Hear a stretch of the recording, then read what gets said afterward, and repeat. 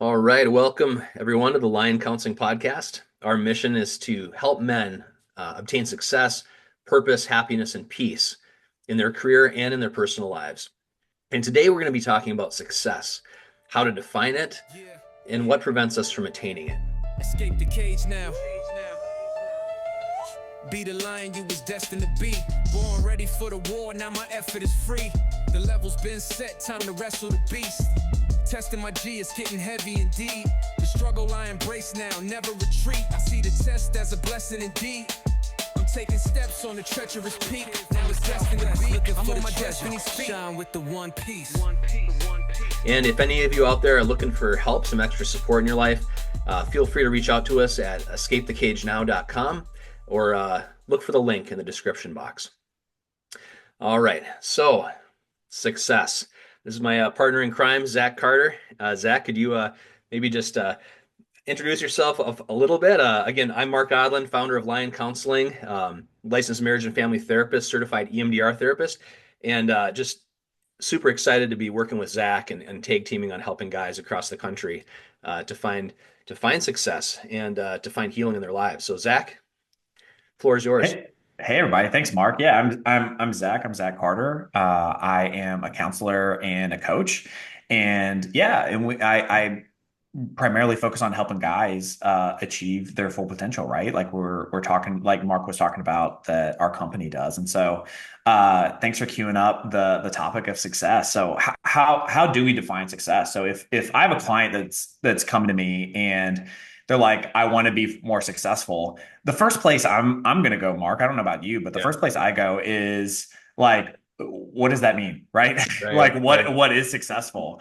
And last video, if you guys haven't caught it, we talked about core values, right? And so I might start there. Like, what are the things that you deeply care about? Like, what's the lens that you're looking through to define your life, whether it's career, family, whatever. And so core values can look like connection with family, community, meaningful career, faith, right? So it could be a bunch of different things. So I like if you're out there and you're like, I want to be successful, but I don't really have a definition, highly recommend you go and look up core values and see, okay, what are my core values first?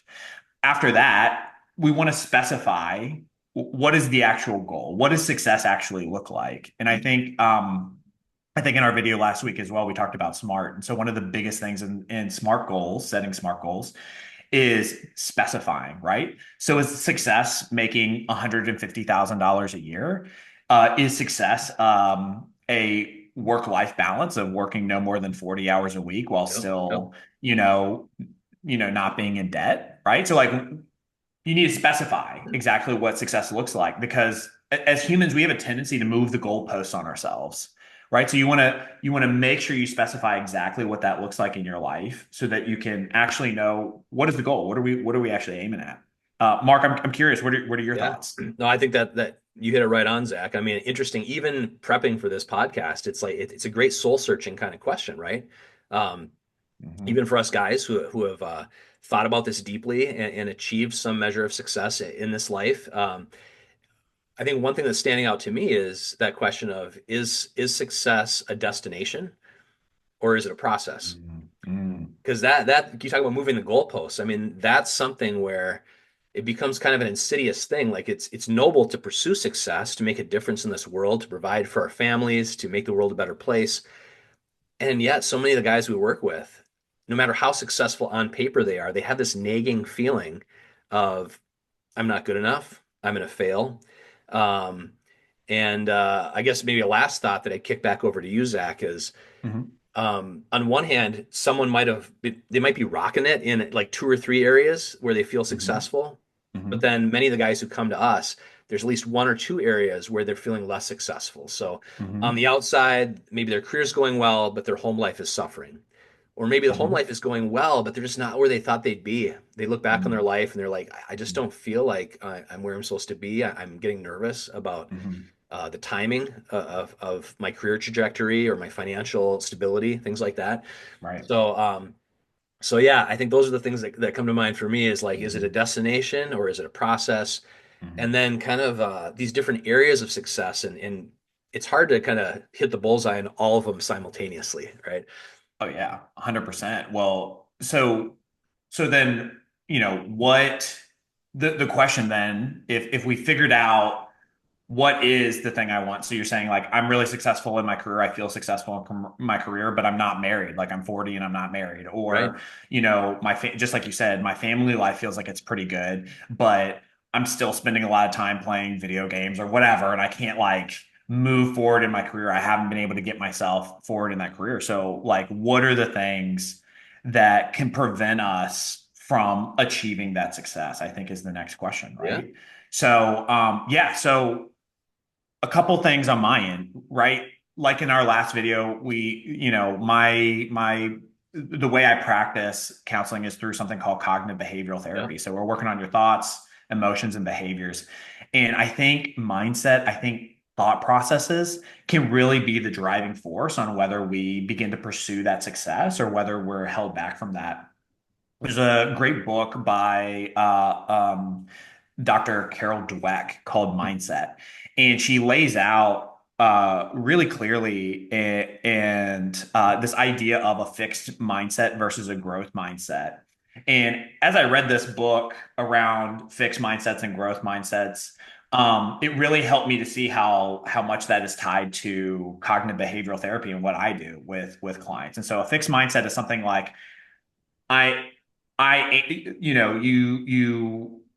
you are whatever you call yourself. For instance, Sure. I am lazy or I am smart, right? I am an athlete, right? Or I'm not an athlete, or I'm not a cook, whatever it is. Right. And there's a famous quote. I think it was by Henry Ford, who said that if you I'm gonna butcher this, but whether you tell yourself you're able to do a thing or tell yourself you're not able to do a thing, you're correct either way.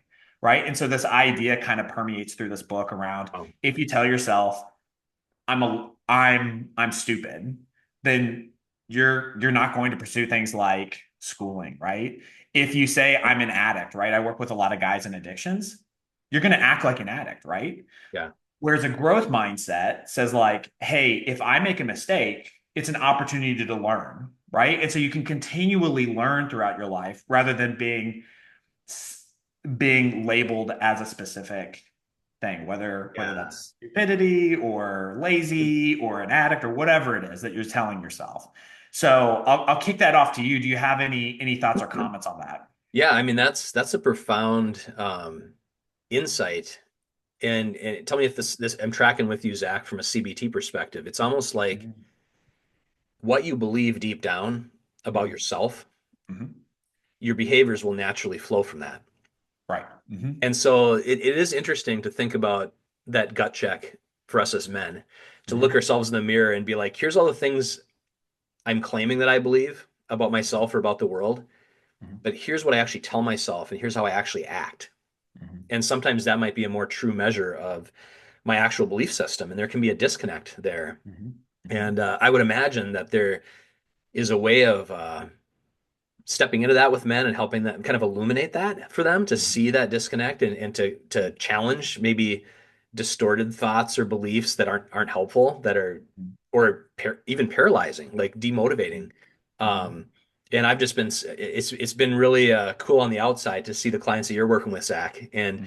and to see that them coming in feeling like discouraged, down, struggling with addictive behaviors or lack of motivation, feeling unsuccessful, Mhm. and then working through this process with you and kind of checking in on them in a few weeks or months and being like, Mhm. man, you look like a different person. This is really cool.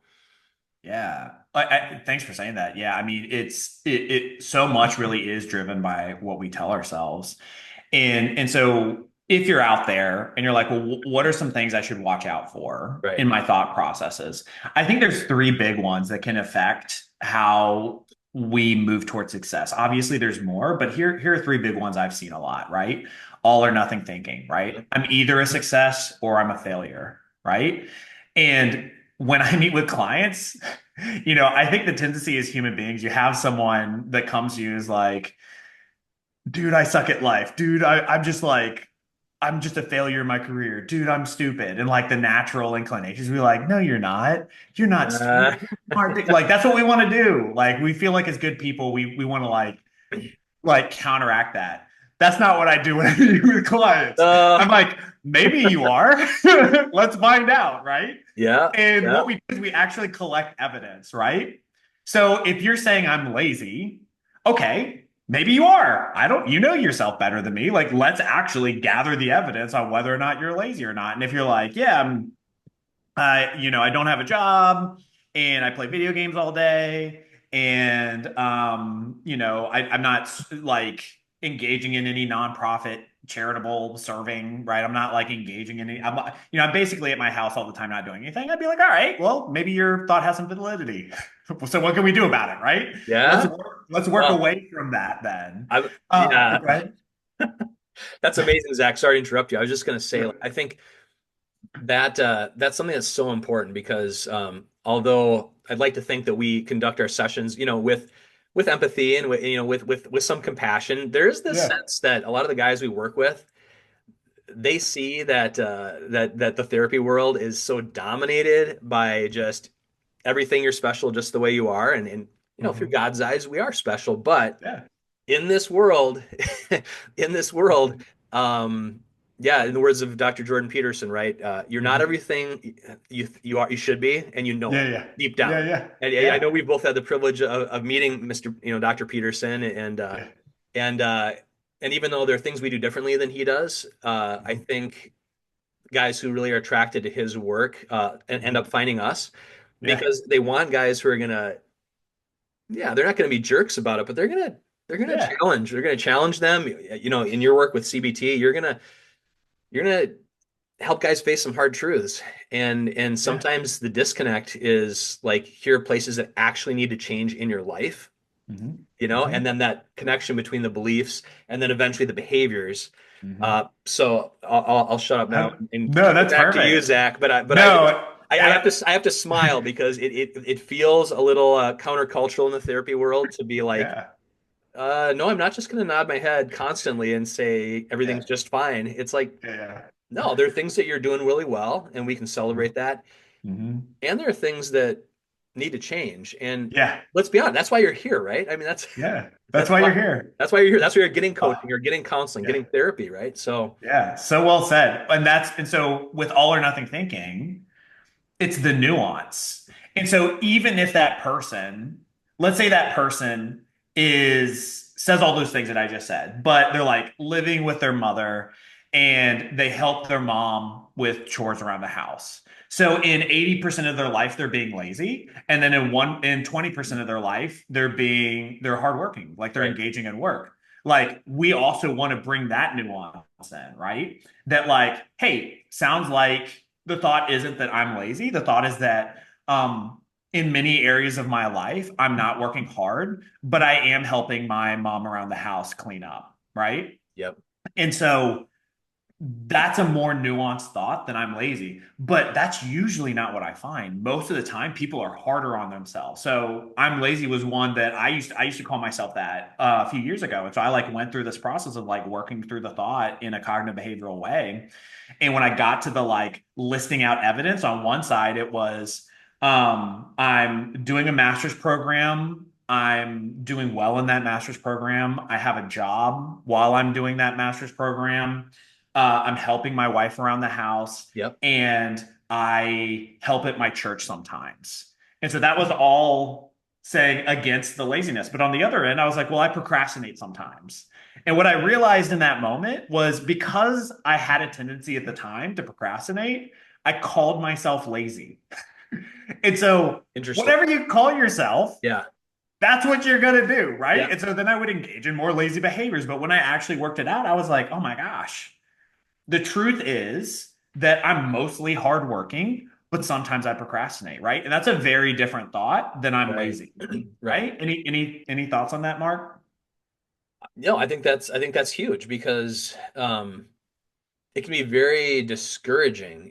I'm talking about, back to the theme of this show, the obstacles to success. I mean, Mhm, if people are supporting you and you're trying to psych yourself up to accomplish this task, to get out the resume, to apply for mhm, the new job, to mhm, make that investment, to what mhm, to ask that girl on a date, whatever it is, mhm, but deep down inside, or you believe, I'm a loser, mhm, I'm a mhm, failure, I'm mhm, unsuccessful, I don't mhm, have what it takes. It's self-sabotage. I mean, it's just classic, right? mhm, Somewhere in that pattern of behavior, getting from point A to point B, that little whisper, that little lie, mhm, is going to show up, and it might not be like an audible or a tangible thought, but it could even be a feeling. It could be a feeling in the gut that's mhm, been there for a long time, even since childhood, where that's been conditioned to say, "Nah, it's not worth it. Who are you mhm, kidding? Like, you're a complete failure. Just don't even try. It's just gonna be another failure, another rejection." mhm, Um, and so the process gets shut down before you even start. mhm. But then again, you're living in this world of downright lies, right? Like Mhm. and it becomes self-fulfilling. Mhm. And if you can kind of break into that, crack the armor and expose what's underneath, it's like, okay, maybe 60% of that's true. But Mhm. man, there's some good stuff in there. Yeah. And a lot of times we pick up these lies as kids because this is kind of my EMDR perspective coming out, but Mhm. um, we pick up these lies and insecurities as kids because what do kids do? I mean, that is what kids do, uh, Mhm. faced Mhm. with the option of the world is a scary place and my parents are kind of screwed up, or Mhm. no, that has to be stable. Something's wrong with me. Most kids automatically pick something's wrong with me. They carry that through their life, and then they adjust accordingly. And sometimes it paralyzes them, and they're shut down and demotivated. And sometimes Mhm.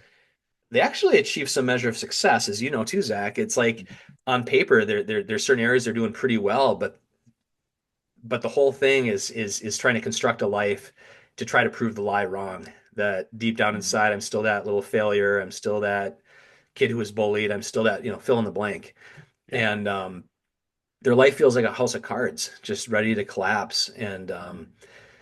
so, on one hand, they haven't achieved all the success they want, and on the other hand, they haven't even taken the time to define what does success look like. So that's kind of back to the beginning of our conversation: is how do you define success? How would you even know if you got there?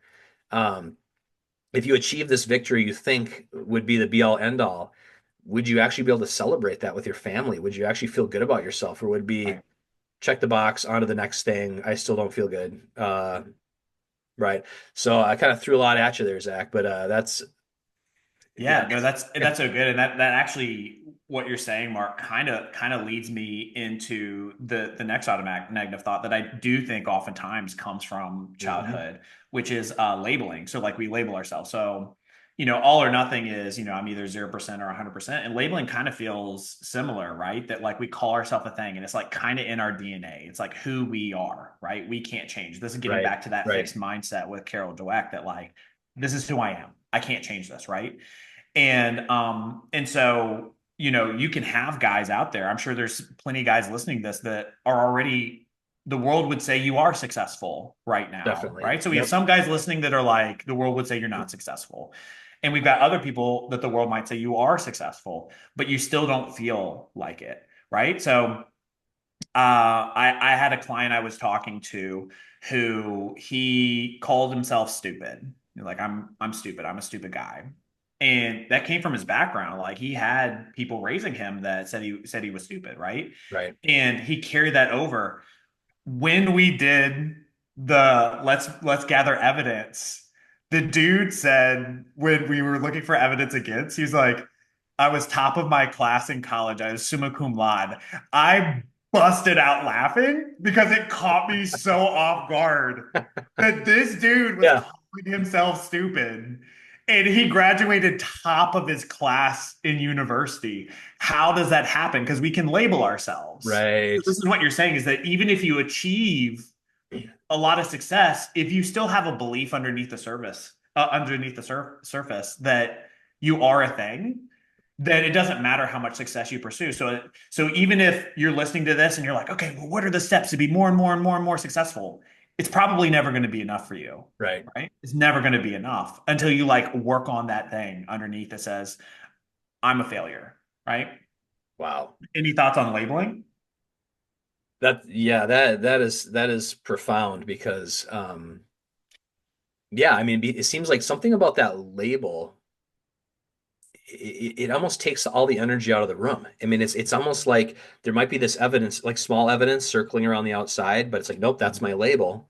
And our Mm-hmm. brains categorize things, right? Mm-hmm. And I would imagine, Zach, that you're seeing clients who it's almost like the label becomes the filter for Mm-hmm. reality. Mm-hmm. So it almost by definition looks to gobble up evidence to support the lie Mm-hmm. and shields itself from it's almost like the good stuff can't get in. Yep. Um, and yeah, and that's a tough thing. That's a tragic thing in life when like good guys, like hardworking guys in a lot of cases, they can't let the good stuff in. They can't enjoy their family. They can't feel a sense of peace. This motor underneath that's driving them to try to prove that lie wrong. I mean, and I guess I'm talking. It strikes me, Zach, that it can manifest different ways. You can have the guy who has achieved some measure of success that just doesn't even believe it still. Mm-hmm. It's like so painfully obvious that, like top of the class, CEO of the Mm-hmm. company, Mm-hmm. but they still can't feel peace because they don't feel successful. Mm-hmm. And then there are other guys, maybe they're starting out. Maybe they're 25 or 30 years old and they haven't achieved the career success or the relationship success that they would like yet. And there actually is a real gap between Mm-hmm. where they are and where they'd like to be. And in that case, with your clinical judgment, you're not trying to help them heal the lie. It's like, well, like part of it actually is true. And Yeah. I'm gonna respect you enough to see the good in you, but also tell it like it is when it comes to Mm-hmm. the stuff that's missing, and then Mm-hmm. construct a path, a strategy, a game plan to get from point A to point B. Mm-hmm. And also to encourage guys with, I think maybe we had talked in a previous conversation, Zach, about sometimes, we look at our parents' generation and we see they might have the house, they might have the career, they might have the 401k, they might have all these things, and we forget that it took them decades Mm-hmm. to build that. And now we feel this pressure that we're supposed to be there before like age 30 or before age 25. And Oh yeah. especially for entrepreneurs, like we have a lot of business owners that come to see us. And um, like in my experience, it just takes grinding, like day in and day out for days, years, and sometimes decades to sometimes turn the corner on certain things. And there's risk involved and there aren't guarantees. And Mm-hmm. so um, sometimes expectations, like the gap between expectations and reality can be a problem in itself, I imagine. Mm-hmm. Yeah, I think I think that's so true. And it's funny because you and I were talking the other day and casually been talking about, yeah, like this is how my career is going so far. And I just got such a piece when you're like, yeah, that makes sense for your age and where your experience is. And you give it a few more years, man, you're gonna even excel even more. Oh yeah. And I was like, oh, yeah, that feels kind of nice. And sometimes you need to hear that, right? I think there is a difference between like expectation of where you want to be and where is actually probably realistic, Right. which can lead us into another automatic negative thought, Yep. which is comparison to others, right? That Sure. because we're starting a podcast right now, and if we look at the numbers, and if they don't look like Joe Rogan's numbers, we're like, we're a failure. It's like that's super easy to do, right? Right. And so it's so easy to do that in our lives where we compare ourselves to whatever the ideal is, and we're gonna like always fall short, and therefore we're a failure, right? So it's super easy to do that. Any other thoughts on that?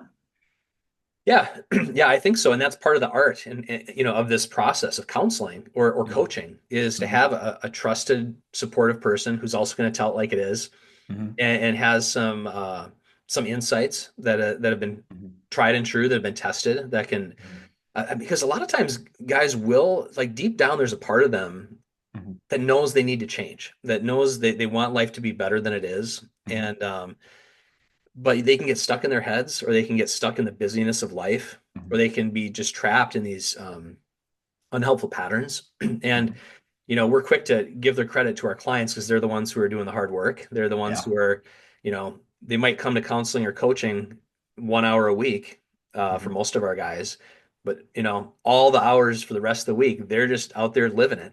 And Mhm. so they're doing the hard work, but it's powerful to think that just that 1 hour a week can be a catalyst uh, for change, and to Mhm. have that person to keep you accountable, Mhm. to speak truth, to encourage you, and to give you insights that you otherwise maybe wouldn't have thought about. Sometimes that's all it takes. Some people just kind of need, whether it's sports or whether it's life, sometimes having a coach or having a counselor, it just helps. And Mhm. like myself included, there have been times in my life, seasons of life, where having a mentor, having a coach, having a therapist, like it's just been huge. It's been a really big help. And Mhm. so again, think about guys who are listening out there. Mhm. We're trying to just throw out helpful information, and hopefully it's a blessing to you guys. But if anyone wants to have more of that personal connection with Zach, with you, or with me, Mhm. and to schedule something, that's definitely an option. Mhm. And so again, escapethecagenow.com. Cool Mhm. stuff on the website you can check out. Um, but back to the cognitive distortions. I just think that, I mean, for those who don't know, Zach, I mean, Mhm. CBT is not the new kid on the block here, right? It's Right. been around a little Been bit. around for a bit. Yeah, This isn't, yeah. you're not just experimenting with this new thing Zach No. Carter invented called CBT. No, this is not like, hey, you guys, this worked for me, so it's going to work for you. Like, there's actually like, CBT has been highly researched. It's one of the most researched practices out there, and it's been around for decades, right? And so it's been around a long time, like you said, because it tends to work, right? And so as we're talking about, you're listening out there, you're like, okay, all this stuff is kind of like high level, bird's eye view. What can I practically do? Yeah. Mark has already mentioned, like, look, sometimes we just need help, right? And so you can reach out for help. But two, we've the other video that we've released so far is around motivation, and so we dug into like, hey, how do you begin to motivate yourself to move to next steps? But if you're looking for something quick that you can take away today, it would be, we talk about goals, and goals are great, and so you need to know, hey, where am I heading? But even better, and I think you've already kind of mentioned this earlier, is building in habits. What are things that I can do on a regular basis that over time will grow and turn into something? If we look at, investing, they say if you invest a little bit starting in your 20s and you do a little bit, but you're consistent with it, by the time you're ready to retire, you're literally going to become a millionaire, right? But you're saying, yeah, but this $50 doesn't do much, right? The $100 that I'm putting in each paycheck doesn't, what does that actually do? Well, not much right there, but if you're doing it consistently over time, suddenly that growth goes way, way up, right? And so a lot of our actions work the same way. So building in those habits, saying, hey, bare minimum, what is the thing I can do this week and moving into the future consistently to move myself closer and closer to success. So for me, in my career, it's like, okay, what can I learn each week? How can I grow each week? A little bit over a little bit over a little bit, right? And so I specifically take time each week to learn and grow in my own profession. And so if you have a profession you're in, what's a thing that you can learn just a little bit each week, right? Or if you're making 20 sales calls right now, okay, how can we get you to do 25 sales calls, right? And get used to that and then move you to 30 sales calls over time, right? And so that process of building in habits and building in patterns will begin to move you closer and closer and closer to the success that you're hoping to achieve. Any thoughts on your end, Mark? I think that's right on. And I would just encourage guys listening out there to just to also kind of embrace the pain a little bit. Like, I don't know if Mm-hmm. this idea that, I mean, there truly are very few quick fixes in life, magic Mm-hmm. bullets. And for example, I mean, even taking the insights that you shared today, Zach, about the disconnect between an accurate reading of who we are at this moment in time in life and the things we tell ourselves. right? So if you're telling yourself all or nothing thinking, I'm a failure, Mhm. and now you're like, oh man, I listened to that Zach guy and I want to challenge that belief. I guess I was top of my class, or I guess I was, Mhm. there's this Mhm. positive evidence Mhm. to the contrary. Mhm. But I'll tell you that it's not easy to shake that lie. And Mhm. so to put that into practice and to tell yourself, okay, the next time I have that thought of I'm a failure or that feeling of I'm a failure, I'm going to challenge that. I'm going to take a deep breath and I'm going to remind myself of those three pieces of evidence that I wrote down on that piece of paper that I stuck in my wallet. Mhm. And I'm going to get it out and I'm going to read it. And even though at first it's not going to feel true, I'm just going to do it anyway. And if I'm a spiritual guy, if I, I might say a little prayer and I'm going to pray that that sinks in deeper. And and it's going to feel weird. It's going to feel disconnected. It might not feel true. But there's something about the habit, something about the practice of it that I imagine over time starts to stick easier. And and so the truth is the ruts that we get stuck in, there's a certain level of pain and discomfort that comes with that by doing nothing. And so when it comes to forging a new path forward, retraining the brain to react in a different way, there's going to be another kind of pain that comes with that. And so I tell guys, pick your pain. The pain that just happens to you while you sit there passively watching life happen to you, or the pain that you choose on your terms. And you can actually kind of psych yourself up and feel like, okay, I'm going into battle, and this is a battle worth fighting because I love my family. I want to make the world a better place, and I want to achieve greater success in life. And I know what that is because I've defined it, right?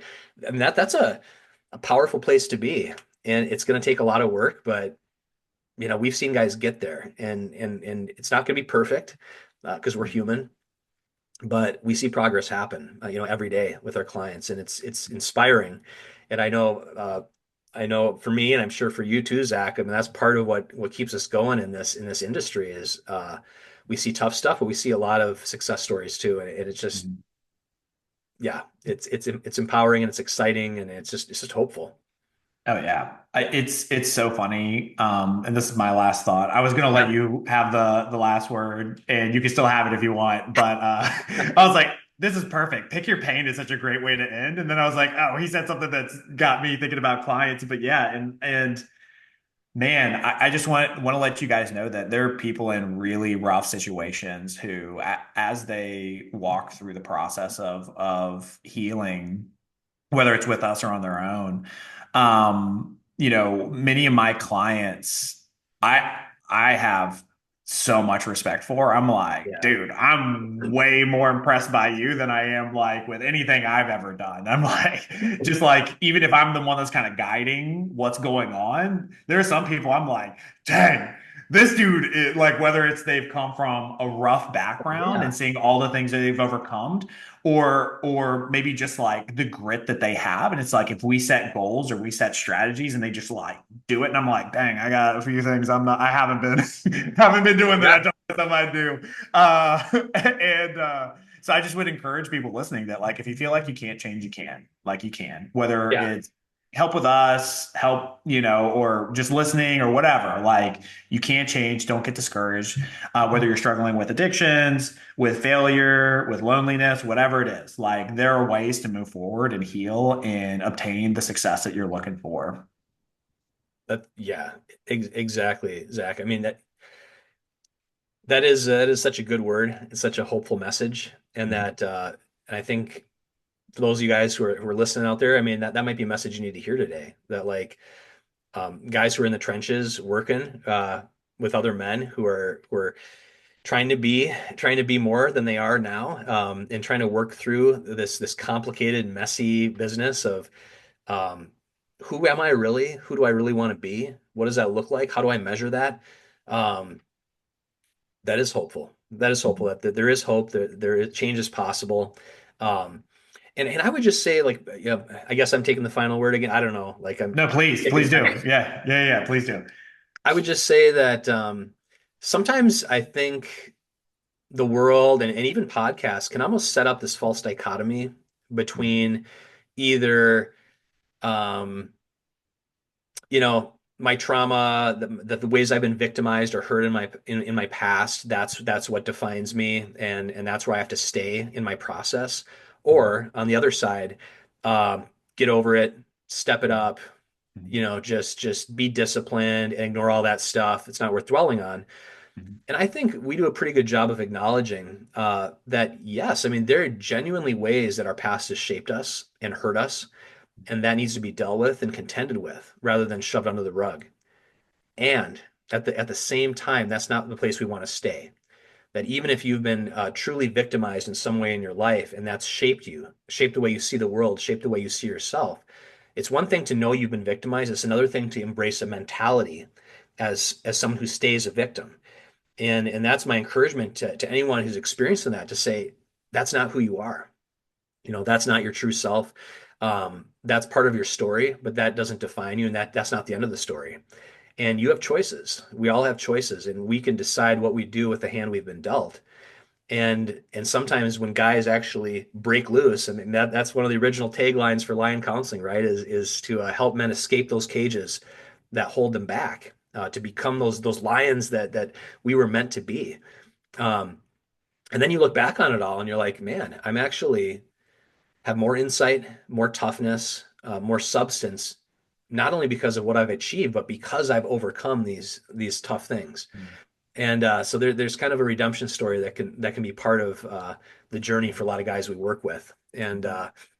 but yeah, I'm so grateful we could have this talk today, Zach, and hear more about cognitive behavioral therapy and how powerful that is for challenging these negative thoughts, these cognitive distortions, and just really practical strategies for how to overcome them and kind of move forward in life and overcome those obstacles that can get in the way of success. And so yeah, so I guess all that being said, thanks again for listening to the Line Counseling Podcast. If anyone wants to check us out, escapethecagenow.com or look for the link in the description box. And yeah, we'll keep you posted. All right. Sounds good. Thanks, everybody.